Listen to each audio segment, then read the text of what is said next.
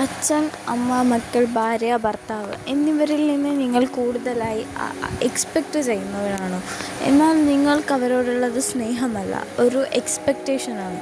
നിങ്ങൾ ചെയ്യുന്നതിന് തിരിച്ച് നിങ്ങൾക്കും ലഭിക്കണമെന്ന ഒരു എക്സ്പെക്റ്റേഷൻ.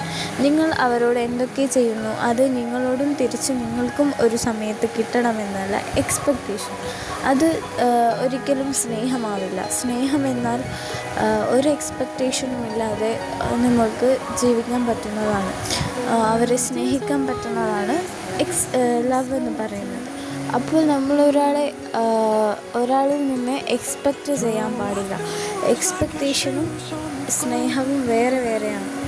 എക്സ്പെക്റ്റേഷൻ നമ്മൾക്ക് തന്നെ ആപത്താണ്. നമ്മൾക്ക് അവരിൽ നിന്ന് നമ്മൾ വിചാരിച്ചത് കിട്ടിയില്ലെങ്കിൽ നമ്മൾ വിഷമത്തിലാകും, അല്ലെങ്കിൽ നമ്മൾ ഒറ്റപ്പെട്ട പോലെയൊക്കെ ഫീൽ ചെയ്യും. അതുകൊണ്ട് ആരെയും അമിതമായി ഡിപ്പെൻഡ് ചെയ്യാനോ എക്സ്പെക്റ്റ് ചെയ്യാനോ പാടില്ല. ജസ്റ്റ് സ്നേഹിക്കുക. നമ്മൾക്ക് നമ്മൾ തന്നെയുള്ളൂ. നമ്മുടെ കാര്യങ്ങൾ നമ്മൾ തന്നെ നോക്കണം. എവിടെ വീണാലും ഒറ്റക്ക് എണീറ്റ് വരാൻ നമ്മൾ പഠിക്കണം. ഇപ്പോൾ നമ്മൾ ഒരിടത്ത് വീണ് പോയാൽ നമ്മളെ ഒരാൾ കൈപിടിച്ച് എഴുന്നേൽപ്പിക്കും എന്ന ആ ഒരു ചിന്ത നമ്മുടെ മനസ്സിൽ ഉണ്ടാവാൻ പാടില്ല. അതിനു പകരം വീണെടുത്ത് നിന്ന് എന്നെക്കൊണ്ട് സ്വയം എണീറ്റ് വരാൻ പറ്റും എന്ന ആ ഒരു മെൻറ്റാലിറ്റി തുടങ്ങുന്ന എവിടെയാണ് നമ്മൾ വിജയിക്കുന്നത്. അല്ലാത്ത പക്ഷം നമ്മൾ എപ്പോഴും വിഷമത്തിലും ആൻസൈറ്റി കൂടുതലും ഉള്ളവരായി മാറും. അതുകൊണ്ട് നമ്മൾ മറ്റുള്ളവരിൽ നിന്ന് എക്സ്പെക്റ്റ് ചെയ്യുന്ന ആ ഒരു സ്വഭാവം നമ്മൾ നിർത്തണം.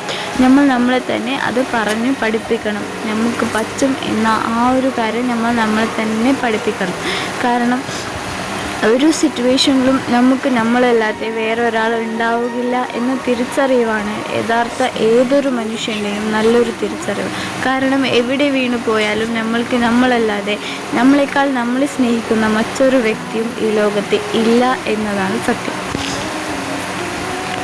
നമ്മളെപ്പോലെ നമ്മളെ മനസ്സിലാക്കാനും നമ്മുടെ കഷ്ടപ്പാട് മറ്റുള്ളവർക്ക് അറിയുകയില്ല.